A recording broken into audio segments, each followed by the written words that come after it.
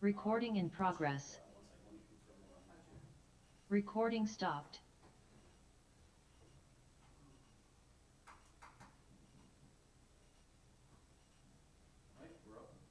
Recording in progress. Everybody good? Alex, you good? Z, you good? Yes. Okay. Welcome to the public portion of the Chatham Township Committee meeting on May 23rd, 2023. Can we all rise for the Pledge of Allegiance? I pledge allegiance to the flag of the United States of America and to the republic for which it stands, one nation, under God, indivisible, with liberty and justice for all.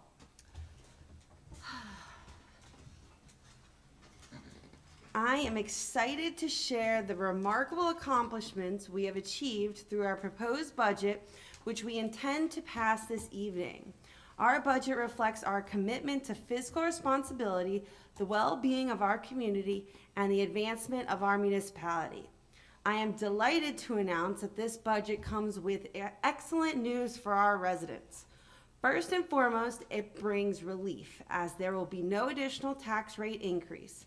We understand the financial burdens that many families and businesses face, and we have worked diligently to ensure that our budget maintains affordability while delivering essential services.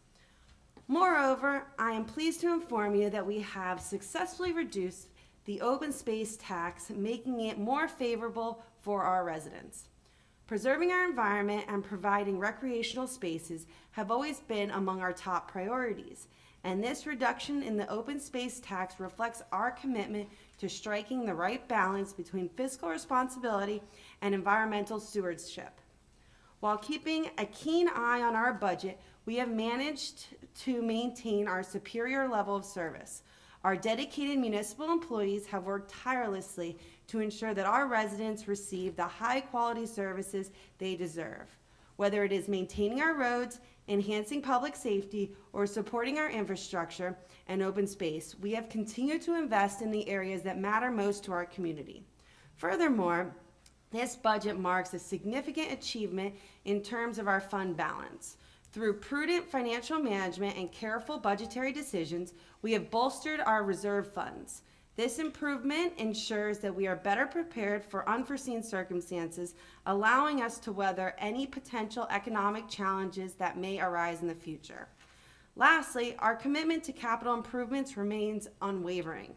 While we intend to introduce our capital plan in the coming months, we anticipate allocating funds to enhance our municipality's infrastructure and enrich the lives of our residents. These capital improvements demonstrate our long-term vision and dedication to creating a thriving community. In closing, I am proud to present this budget as a testament to our collective efforts and commitment to serving our community.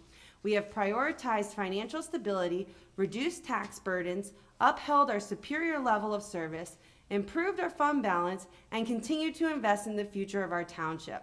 I extend my gratitude to the Finance Committee, in particular our Administrator Ziad Shihadi and our CFO Deborah King, but also our residents for their valuable contributions and support throughout this process.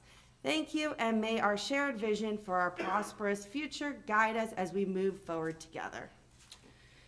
Now, can we move on to the approval of the agenda, the consent agenda? Does anybody want to remove anything? I would like to remove 2023-114 from the consent agenda, so that's a noise exemption resolution. Okay. Anything else? I'd just like to suspend the rules and ask that we move the final adoption of the open space tax until after the municipal budget. No change to anything, just the timing in this agenda. If we could move the open space tax final adoption until after municipal budget, because municipal budget impacts the open space tax, not the other way around. Well, we have the final public hearing. I thought you have to approve Yeah. the open space tax before the budget. Yeah. It has to be first. Okay. All right, so then can I get or I guess the rest we hold off, right? We're not approving. So then we're gonna go on to the committee reports. Committeeman Choi, do you have anything to report? On the matter of recreation, a couple things. The soccer program remains a robust program in the township. Participation rates are elevated. I'm pleased to share, as many of you may or may not know, there's new leadership in place that will be running the program. Jonathan Yee and a number of others have already implemented what I think will be amount to meaningful changes to enhance the experience for our children. Hats off to Jesse Tracy and a number of the other senior folks who've really shepherded the program for a number of years. I also want to give voice to another program in recreation. It's the track program. It is more modest in terms of participation count, but nevertheless, I think equally important. I had a conversation with one of the coaches there, and they expressed a need, or desire rather, on finding better access to tracks. They have, for example, special needs participants who require the use of assistatory type machinery to help participate in the program, so they can't necessarily participate on grass or other areas where they currently practice. It needs to be sort of a bona fide track. So if anybody can provide some suggestions, I already started an exploratory search for tracks in the area within reasonable driving distance, see if we can provide enhanced access for the club. But the stark reality is there aren't too many around here. I understand that Haas used to have one many years back, but when they redid the field, the track was excluded from the renovation. So that brought us down to one, which is Cougar Field, and that already has a rather elevated demand. So access to it, at least meaningful access for the club, has been diminished. And they sort of been relegated to the grass field, which, as I mentioned before, prohibits participation from some of the students there. So if anyone has any ideas, I would encourage anyone to reach out to me or anyone else, as I sort of would like to provide some solutions, either in part or whole, to address their need. Thank you. Committeewoman Ewald, do you have any reports? Yep. So the Senior Center Garden Tour is just around the corner, Saturday, June 3rd. They have 7 gardens on the tour. You can go online to get tickets and support. I would encourage you to support the Senior Center. It is a really nice event. I've had an opportunity to go, and we often see our beautiful Chatham Township homes as we drive along, but rarely do you get to see the beautiful gardens behind the property. So definitely encourage residents. It's a great way to get out and see some beautiful homes and to support the Senior Center. The Historical Society did a great job on Pathways of History. Huge thanks to them for all the work they did to make that an inviting experience to the folks that came in. They got a lot of feedback that people tended to linger at our Red Brick Schoolhouse and really explore the things that they have there, which is really neat, whereas in other locations, people are in and out. So that's really wonderful. They also, on Sunday, June 11th at 3 p.m., there's going to be a presentation called Seduced by the Light, the Mina Miller Edison story. She is Thomas Edison's second wife, and it's her biography. So it's based on her biography, the discussion. So that'll be a pretty cool thing to attend as well if you have an opportunity. And then last, I have the Environmental Commission. And sorry, I've got everything scattered in 3 different places. So the Environmental Commission is working on implementing and adopt the DRAIN program. More details will come. They're keeping an eye on beech leaf disease, which has hit New Jersey. So that'll be something because we have a lot of beech trees in Chatham Township. So that's of concern. They are looking for another commissioner to join the Environmental Commission. So if anybody's interested, please reach out to Mr. LeConte, and you can complete the leadership form. And they will be at the Fishwack on June 10th. so you could, see them then and learn a little bit more about what they do. Also, they attended our tree subcommission meeting today, and I, want to thank them for the research that they've done and all the information they provided to Committeeman Hamilton and myself and Mr. Shahadi. We did kind of come to a consensus that we're going to hold off on addressing that because the state has their model ordinance that they're working on. It didn't really make sense to put a lot of work into building something just to have it potentially get dismantled. So we're going to kind of hold off and see what the state does and then decide what we're going to do. Makes sense. Okay? All right, Thank Committeeman you. Lois? Okay, I won't build on rec, but thank you for your contribution there, Mr. Joy. Colony Pool opens this weekend, our municipal pool. Membership is available.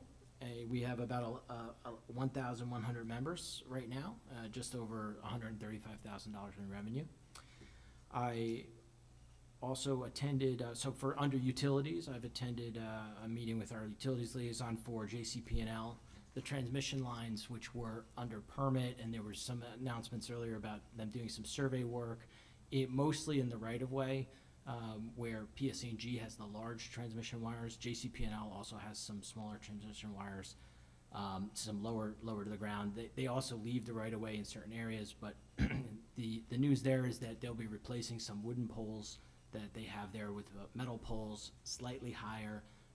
These transmission lines are part of an improvement in reliability in our township, which is the good part of this upgrade. So they will be the transmission lines that go to Green Village Substation, and Green Village Substation had an outage last year that was pretty substantial, and this will be part of a reliability project there. New Jersey American Water, the flushing period is continuing, and so if you have discoloration of your water, you need to run your tap until that goes away. It's a part of necessary service, and it's routine. And that's it. Thank you. Deputy Mayor Hamilton, do you have anything? Yep, thank you. Mayor Felice and I were happy to attend the library, the Chatham's Friends of the Library annual luncheon, volunteer celebration luncheon last week, which was the first time that event took place since before the pandemic. It was very well attended. And the big highlight of that event is the sort of unveiling of the proceeds of the Friends book sale, and which enabled them to present in excess of $35,000 donation to the library. Greatly appreciated as always. In other library moves, obviously school's coming to an end in the coming weeks, and the summer reading program will be kicking off soon. You can get information about that at the library or on their website. And tomorrow, actually, the first in a series of contractors are going to be doing inspections or walkthroughs at the library in connection with the bidding process for the new construction of the teen center that has been, moved forward by the trustees and is going to be happening in the coming months. And generally, I talk about the Public Safety Committee, which Mayor Felice and I are both on, but I think you can talk about that this week. Sure.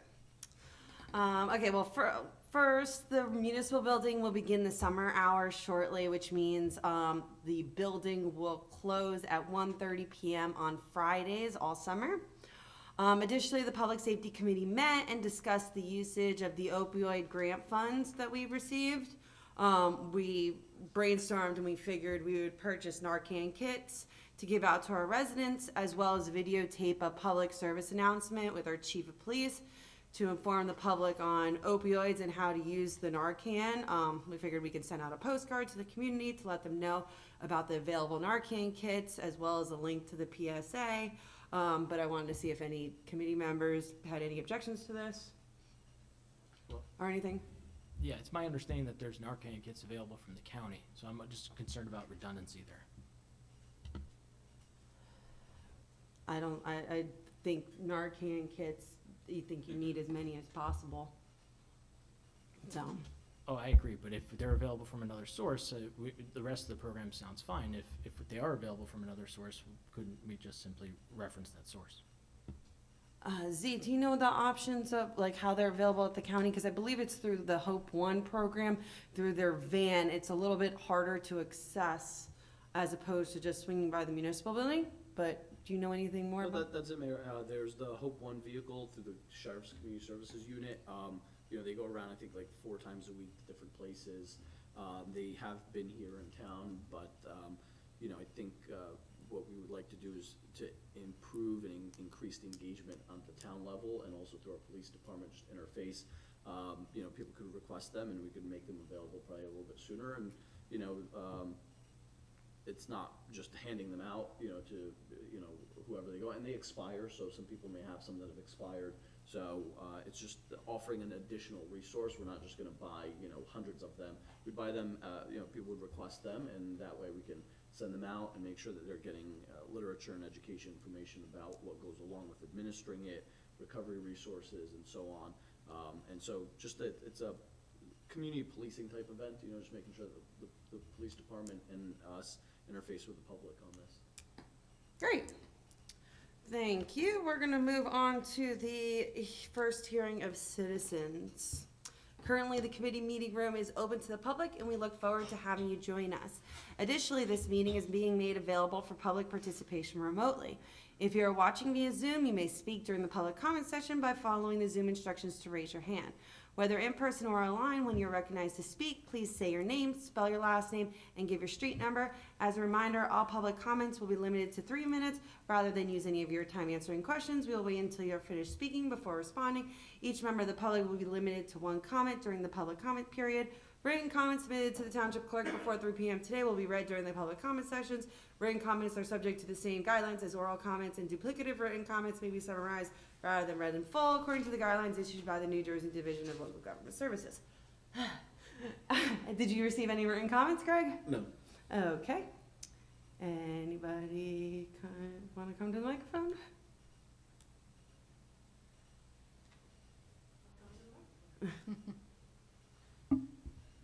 You might have to help me again, Mr. Lewis. I never know how to use this. Oh, it's working. Okay. All right. My name is Jamie O'Brien, and I reside at 268 Southern Boulevard here in the township. And I'm a member of Moms Demand Action, which is a group that advocates for sensible gun laws and practices. I'm here today to talk to the Township Committee about gun violence, and specifically National Gun Violence Awareness Day and Gun Violence Weekend, which takes place this weekend. This year, as in past years, citizens across the United States gather together in our call to end gun violence and to pursue sensible gun practices. On this weekend, we honor the many individuals, families, and communities that are shattered by gun violence, alongside the 120 people who are shot and killed, and hundreds more harmed by gun violence every day in America. We as a nation have been shaken this year by a string of deadly mass shootings, greater in number than the number of days so far in 2023.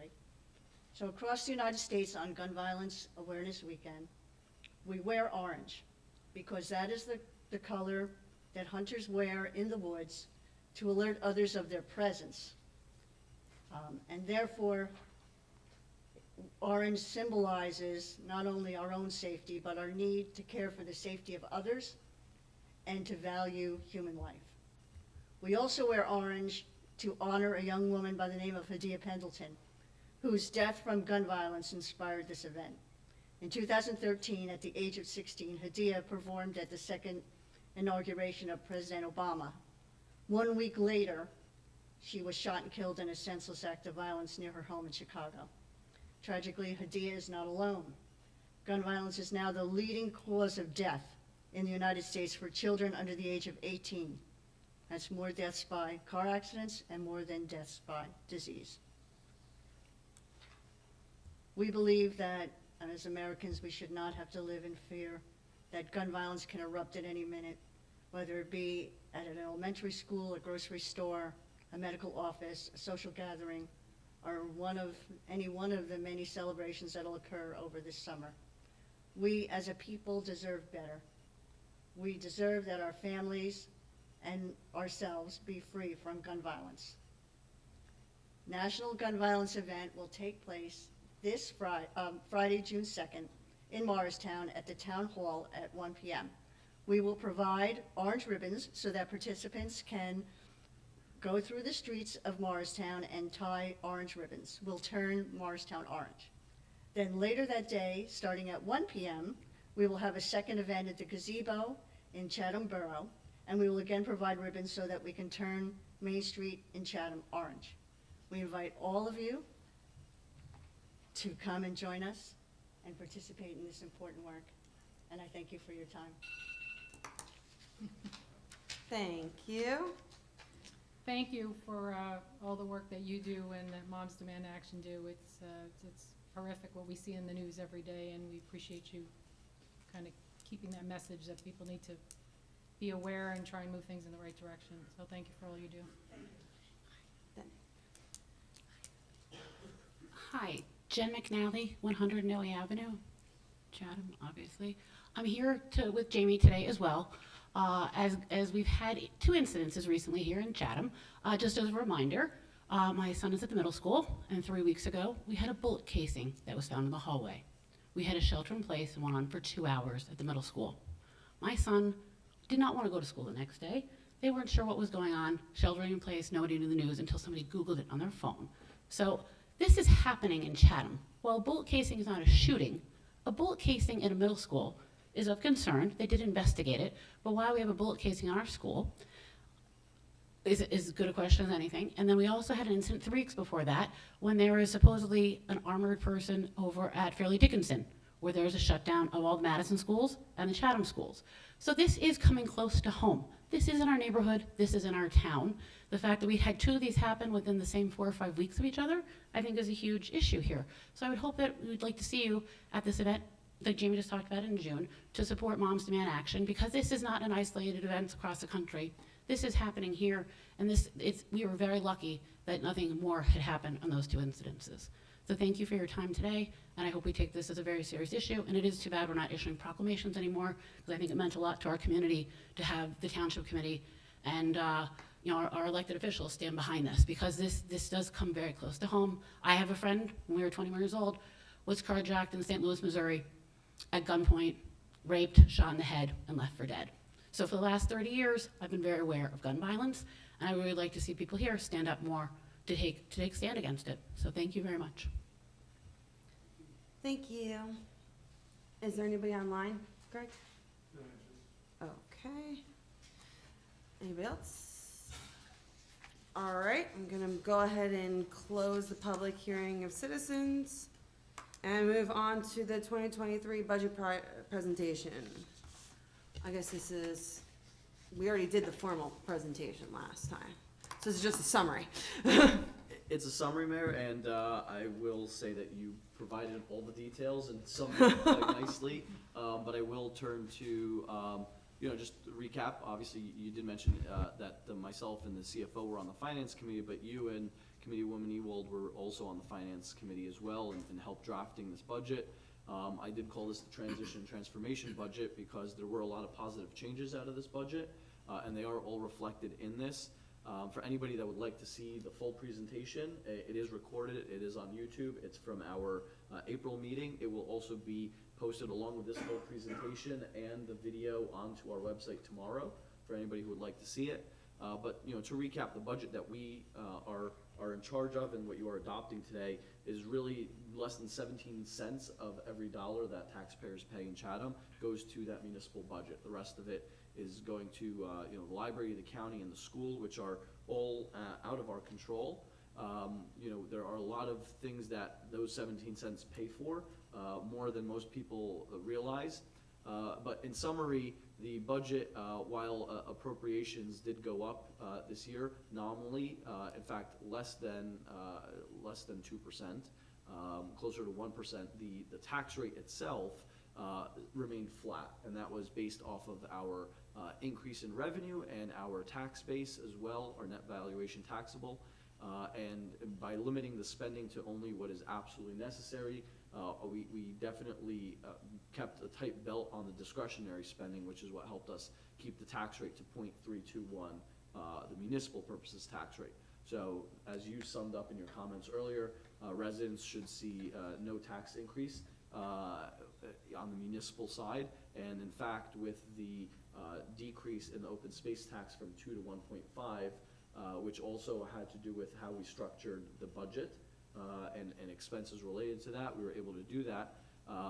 Residents should see a decrease overall in what they would have paid as over last year. So these are just a quick summary of items that the budget pays for, quite a bit of that. And overall, you also mentioned, our reserves and our surplus. So this year, our surplus is going to be healthier than it's been in a very long time, over the $2 million mark, which is between the 10 and 15% of total expenditures fund balance policy, which the township has adopted and is a best practice. So that ensures that in future years we are prepared for any emergencies and any unexpected, whether it's a pandemic or large expenses that come our way that we did not foresee. We can make sure that the 24, and 25, and 26 budgets don't have sharp spikes and stay level. If there are any questions, I'm always available to residents by email, by phone, to meet with them directly. And as I said, the full presentation from April will be on the website, but it's already on YouTube along with this PowerPoint presentation. Again, I want to thank you and Deb for all your work. I know you guys put in countless hours because my demands were kind of very difficult, but we got it done, and I'm very, very proud. And I think you guys are really did a phenomenal job. So thank you, sincerely. Thank you, and thanks for your support. And I definitely want to recognize Debbie as well. She was fantastic putting up with all my changes to make this budget happen. So. Honestly, like seriously, thank you guys. All right.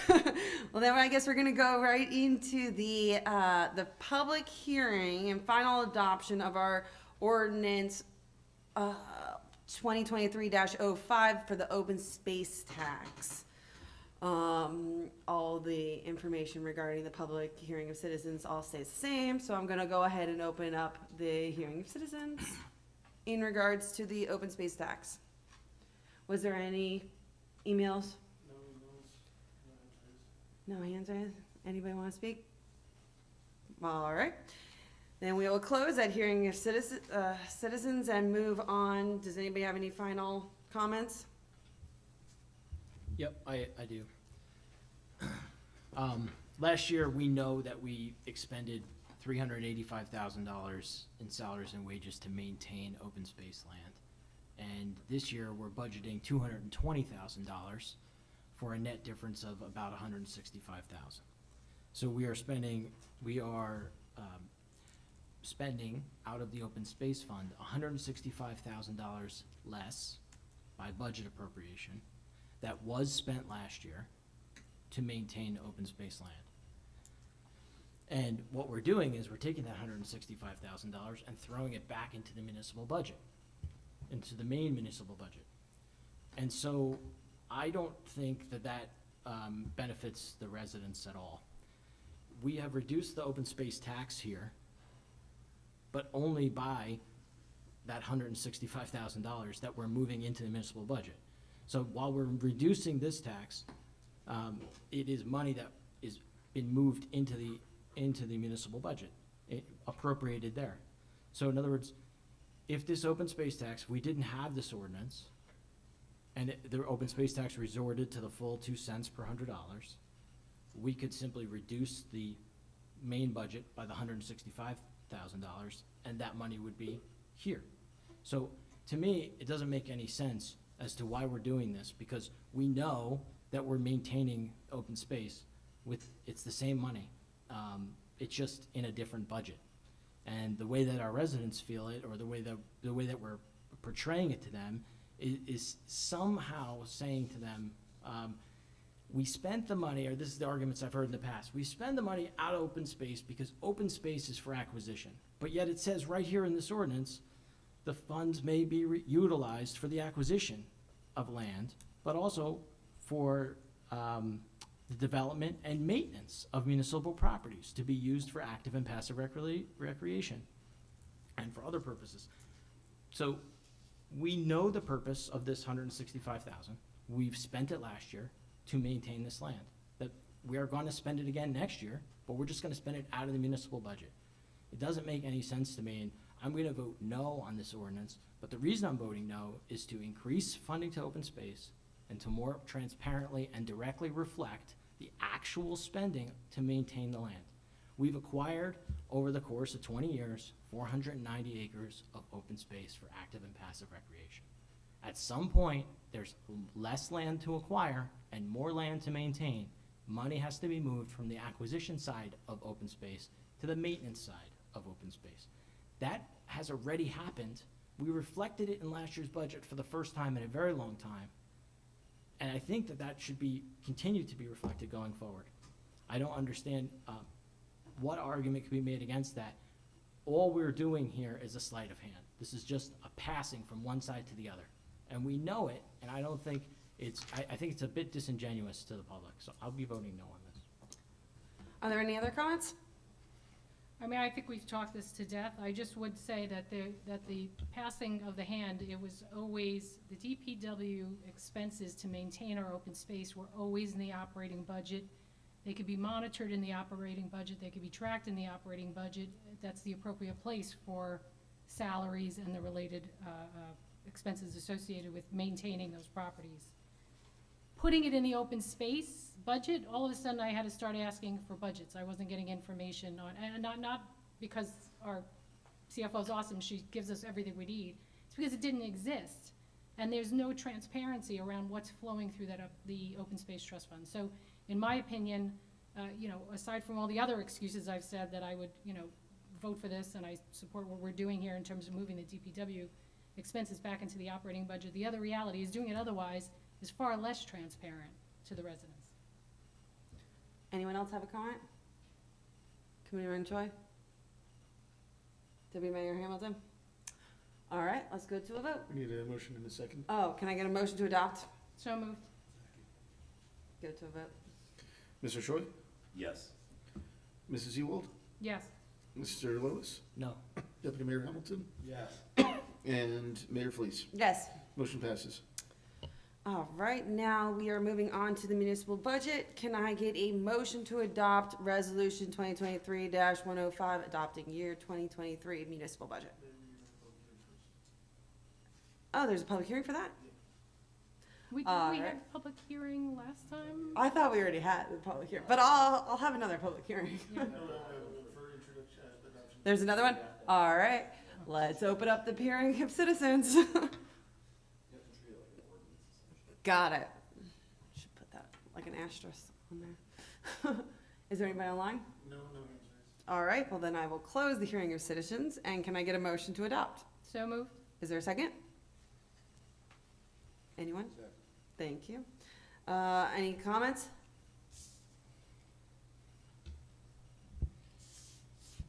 All right, well, let's go ahead and go to a roll call. Mr. Choi? Yes. Mrs. Ewald? Yes. Mr. Lewis? No.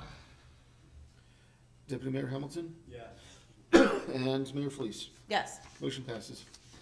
Now I'm gonna go into the introduction of ordinances, so we will be, can I get a motion to introduce ordinance 2023-06, amending towing fees?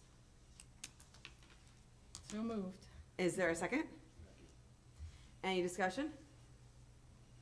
We discussed this at our workshop meeting, so I don't anticipate any discussion. All right, let's go to a roll call. Mr. Choi? Yes. Mrs. Ewald? Yes. Mr. Lewis? Yes. Deputy Mayor Hamilton? Yes. And Mayor Fleece? Yes. Motion passes, and the public hearing will be on June 27th. Okay, now can I get a motion to adopt the consent agenda minus resolution 114 noise exemption? So moved. Roll call? Mr. Choi? Yes. Mrs. Ewald? Yes. Mr. Lewis? Yes. Deputy Mayor Hamilton? Yes. Mayor Fleece? Yes. Motion passes. Now, can I get a motion to adopt Resolution 114 noise exemption? So moved. Is there a second? Second. You wanted to discuss? Yeah, so my question, because the resolution that was written was fairly austere, it didn't have any parameters, and I just wanted to check, and I know Mr. Shahadi spoke with Mr. King, but a lot of this happened today. So regarding, there's no parameters, so for example, we had said that we were gonna have, allow the speaker systems for warm-ups, that they wanted them for warm-ups. But I just want to make sure we're not running them like at 10 o'clock at night.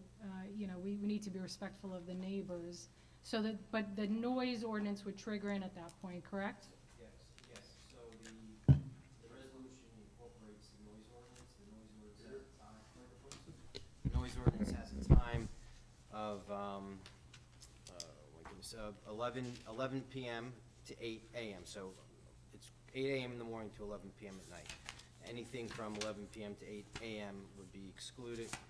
If you want, you could put in specific times, but the problem is then you're locking that school into that. If you have a school schedule and you want to put when they're having sporting events at Cougar Field, we can put that in. If we know again, if it's a Friday night football game, I don't know if they have Friday night football games, do they? They do occasionally, but the lights go off at 10, is my Okay. understanding. So you can put any time. I mean, if you want to run it with their schedule of events, you could do that. So if they have a track meet on a Saturday, you can say it would be from 8 o'clock on to whenever, or whenever you feel. I just didn't have that information, so I was just deferring it back to the times in the ordinance. Yeah. Yeah, the point of, I just want to fill everyone, the point of this resolution was because currently, if amplifiers of any type of loudspeakers occur at Cougar Field, technically the police can shut it down. And the police didn't want to do that because pep rallies and cheering and getting teams pumped up is kind of a part of high school sports, and I think that's something that we can all agree with. So really, the change needs to occur in our ordinance, that's with the Board of Health. We have, I guess, Greg, the Board of Health has met and are willing to take this on. Yes, so that was discussed at the meeting this month. Right, but they need something to tide them over from now until they pass that ordinance. So we figured we would specifically set inside our existing ordinance, there was language that said anything that the Township Committee allows for, essentially. So we were trying to say that sporting events that occur on Kruger Field with loudspeakers are permitted. Yeah. To allow for that. And by the way, the whole ordinance should be really redone because it really says that you can't use a loudspeaker if it creates a noise disturbance, and the definition of noise disturbance is vague. That's why we were trying to that was the exact reason. We all agreed it needed to be redone, but we can't because it's with the Board of Health. So this is a Band-Aid until the Board of Health can redo it so that the police are not forced to go to Cougar Field and shut down a pep rally. But if you have a listing of the times of the events, specific events, you could add this resolution. I could say, schedule, for times, Schedule A. But Yeah, then you're gonna lock the school into those times. Yeah, but they wouldn't be allowed to have it otherwise anyway, so. Yeah, they wouldn't be allowed to we're have giving it them more after 11 leeway. PM anyway. Yeah. Absolutely. So, They Absolutely. wouldn't be able to have it at all if the police go, the way it's written right now, if they get called at 8 o'clock for a pep It has to rally. be- See, it's interesting, the way it says is if it creates a noise disturbance. Okay. But everything's a noise And disturbance. but that's vague. I can see why the police are having a problem with it. So I guess my point was, way back in the day when I used to join my kids for activities at high school, maybe things would start 7, 8 o'clock, but usually games are underway. You were saying lights go off at 10, so I was wondering if we should limit at the outside to 10 o'clock at night, respecting our residents that are in that neighborhood. Either 10 o'clock at night or even moving it to 9 o'clock at night, because they don't need to run amplifiers past 9 o'clock at night. Should we just Amplify. add, Yeah. can we just add right in here, Absolutely, we can add. up until, or no later than 10 PM? Yeah, we'll add it to, I just have to find the section. Mr. King, would we have the flexibility to add it to just the schedule of the lights? Because you had mentioned that we could set it according to a schedule, and those lights are on a schedule. So I think what you can do is under under number one, the use of amplification of sound by loudspeakers for sporting events at Cougar Field shall be permitted for sporting events for the remainder of 2003, and then you can put a time from 8 till whatever. So at any sporting event, it's locked into that time. Any sporting event up until no later than 10 p.m. Okay, so is 8 in the morning good? Yeah, I don't think they're using it. I have no idea. But we're allowing them the leeway to use it in the morning, so if I we mean, wanna Okay. put- So just say, I mean, how would you feel? between the if- hours of 8 AM to 10 PM. Mhm. Does that work for everybody? 9 AM? I don't know. Well, you're Not saying my the house, noise, it's the up noise on the field. ordinance is under the jurisdiction of the Board of Health, correct? Yes. Yeah. And that may or may not be changed. It will be So- changed. It should be changed. Well, it should be I'm on changed. the So Board of Health. I'm Just to simplify the resolution, why don't you piggyback off of the This- noise ordinance? Well, It the is. whole point is that, So under. Well, instead of stating actual times, just say in accordance with the Well, time set forth in the noise ordinance. That's what I did do. And so whenever the noise ordinance changes, this resolution will stand this consistent. is, no, but when the. the noise ordinance changes, this resolution will become moot. So the Right. The noise ordinance This is is to gonna buy us address time this until issue. the noise ordinance Yeah, the noise actually ordinance. gets into The place. noise ordinance has it from 8 AM to 11. So what we're doing is restricting. Restricting temporarily. An hour, which is fine. And then number 2 says the use of the sound amplification will be governed by Board of Health Resolution 4-1, that sequence. There's another section in the ordinance that talks about using devices over 50, if it's over 50 decibels, that has to be shut down. So if they're using a noise amplification system that's over a decibel level, it has to be shut down anyhow. So there's a secondary safeguard in there as well. But I think that has to be, so a Board of Health member has to be certified to use that device. And I don't know if the Board of Health is certified here, if they have a, okay, so then you'd have to call Madison Health, they'd have to come up, they'd have to be there. That's a whole separate issue. Yeah. It doesn't It go absolutely to is. this. The problem with that is by the time 99 times out of 100, somebody's doing something really loud and they call these people, by the time they get there, they're not doing it Yeah. anymore. Mm-hmm. It's Usually, what always happens. usually municipalities have 2 noise ordinances, one with any noise at a certain time, and then a decibel level Right. ordinance. Well, this is only to buy us, like, Absolutely. It's a maybe Band-Aid. 4 or 5 months until they redo the noise ordinance. Yep, yep. So are we adding just some hours in here? Yes, so I think Between the you- hours of 8 AM and 10 PM? You amend that, yes, in section number 1. Okay. So Is the everybody as good with amended. that? I'm sorry, Okay, the so hours? 8 to 10? Can I get a motion to adopt the resolution as amended? So moved. Second? Second. Roll call? Mr. Choi? Yes. Mrs. Ewald? Yes, Mr. Lois? Yes. Deputy Mayor Hamilton? Yes. And Mayor Fleece. Yes. Motion passes. And now we come to the final hearing of citizens this evening. I'm not gonna read the whole thing again. Anybody wanna speak? Anybody online, Greg? All right, I'm gonna close the hearing of citizens, and can I get a motion to adjourn, as there's no executive session needed? So moved. and I'll second that. All in favor? Aye. Aye. Thank you very much, everybody. Have a good evening, and take care, and all that fun stuff. Thank you. Recording stopped.